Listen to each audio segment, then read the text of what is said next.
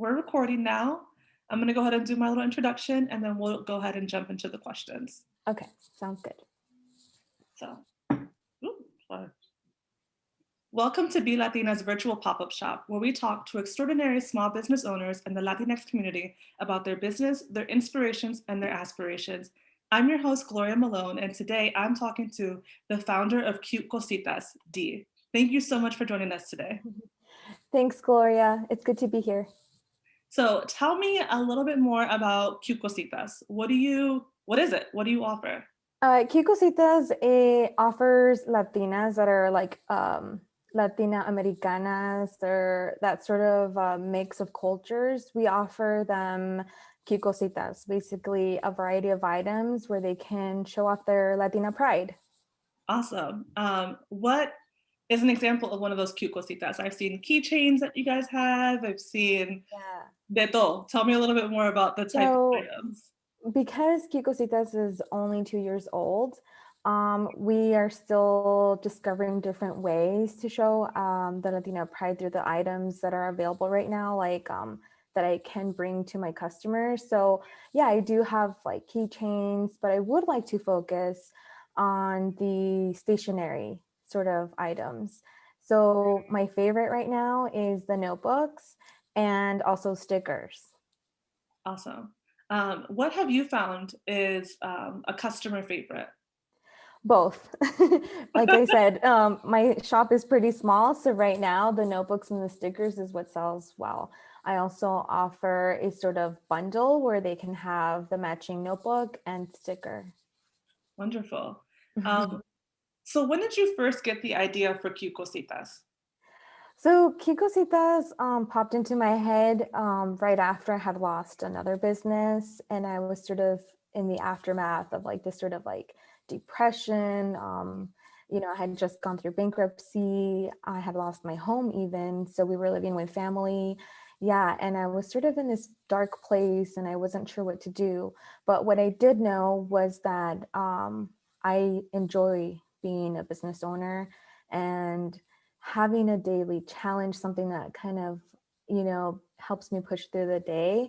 And I was like, I know I want to start a business. And so I started sort of like business plans for a couple of different business ideas that I had.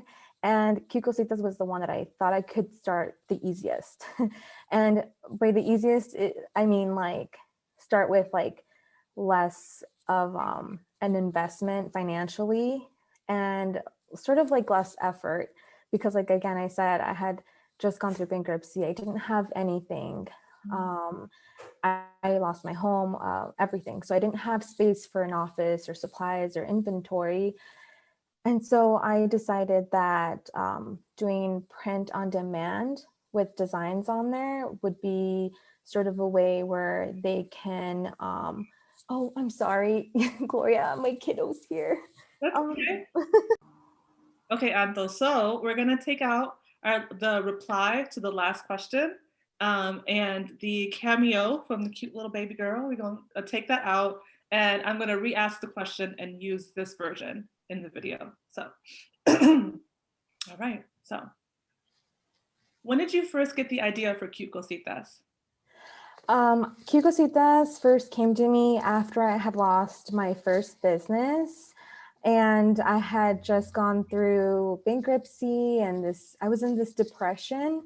So the idea of starting another business to me still sounded good because I enjoyed being a business owner. I still knew that I wanted to have a business. So I kind of had a couple of different business ideas, and I started a business plan for each of those. And Cute Cositas sounded the most I was able to do them at the moment because it sounded like I could start with little to zero like financial investment, and also just with the resources I had at the moment. Because I had just gone through bankruptcy, I didn't even have like a home, like a space. I was living with family. Yeah. So I didn't have space for supplies or like inventory. So I just wanted to use what I had in the moment. And so at that time, it was practically just a laptop. And so I decided to buy designs and put them on print on demand items. And that's how I started. So my first year, that's what I did. That's wonderful. And I think it's also great that you're open about, you know, having a business and losing that business and the mental health struggles of it, and how you know, thought of how do I get back to doing what I love, which is owning a business. So thank you so much for just being honest Yeah, and open about that. I think the notebooks are super, super cute. I have a bit of a like a stationery problem. I will admit it. You know, there's notebooks everywhere, but I can never find one. So, you know, whatever. But uh, yeah. what are some of the prints that you have on your notebooks or on your stickers? The ideas that I have for the patterns and the designs come from that. I'm Mexican. My parents are from the city of Mexico. I was born here. So I love my culture and I like to express that in the patterns, the designs. So you will find pan dulce or Valentina or duros, ruedas.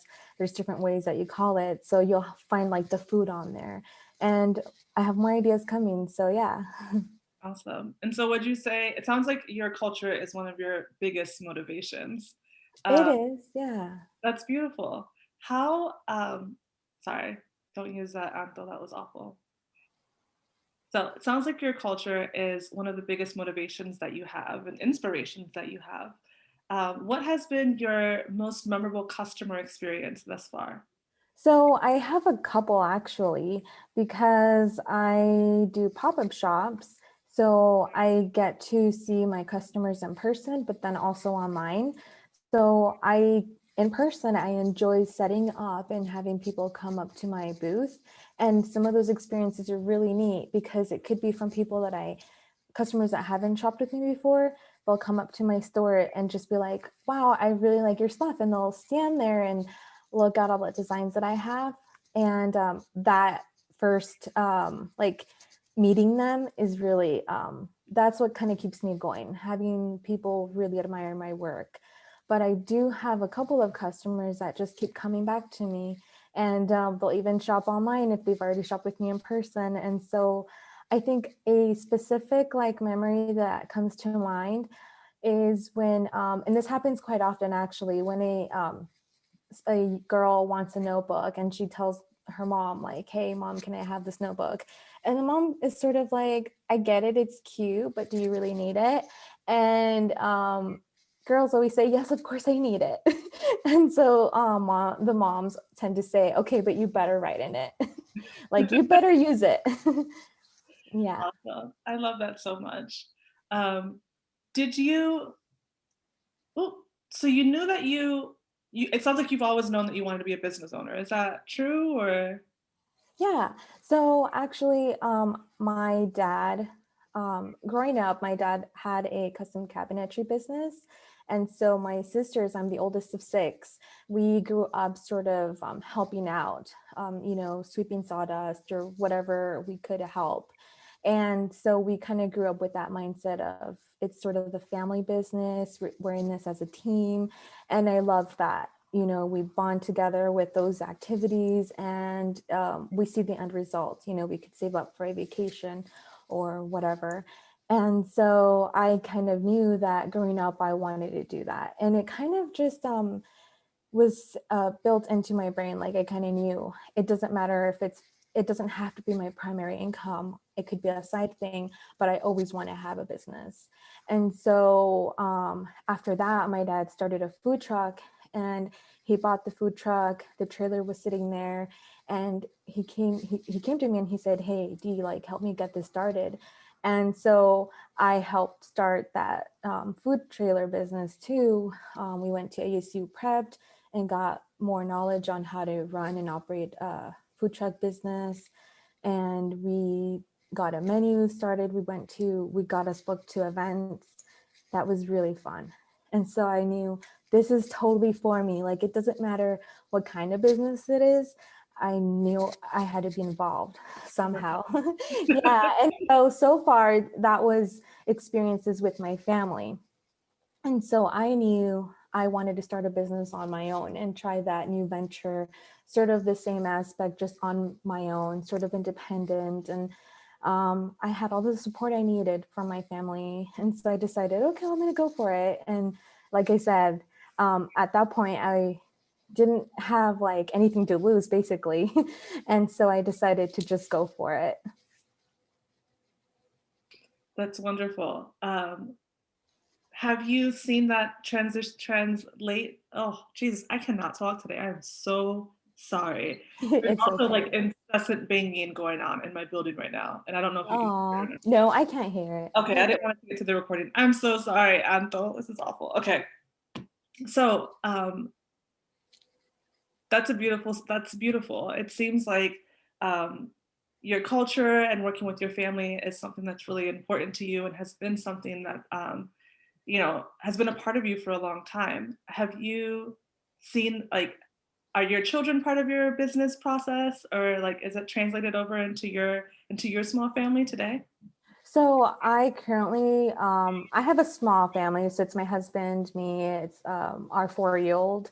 So my 4-year-old helps a little bit. She wants to help a lot more than she does. Sometimes she wants to start packaging and I say, don't touch. So yeah, she wants to, but I would like to have her help me out and sort of get started on that at an early age, just like I did, because I know that kids who grew up in a family business tend to have skills that other kids don't. So it could be something as simple as organizing, because that's how I started with my dad, organizing just equipment and nails or whatnot. And it's organizational skills. It's sort of time management. If dad says you got to wake up at this time, I was up at that time, or else la chancla. Yeah, so it's sort of that same thing with my kiddo too. Yeah, I would like to get her started and maybe one day get her started on her own business at an early age too, and have her save her own, you know, uh, savings, money, profit from all of that. It'd be great. That's beautiful. What would be your word of advice to other young women of color, young Latinas who want to start a business but are a little bit nervous? I would say go for it. I say there's so many free resources online nowadays, especially nowadays after COVID. Everything's online and a lot of them are free. I think that if I was able to do it right after, filing for bankruptcy, I was living in a laundromat, my mom's laundromat, which was pretty spacious. It had a bathroom. I'm not complaining here. I was super blessed. I had so much support. But if, I was able to do it, trust me, you can too.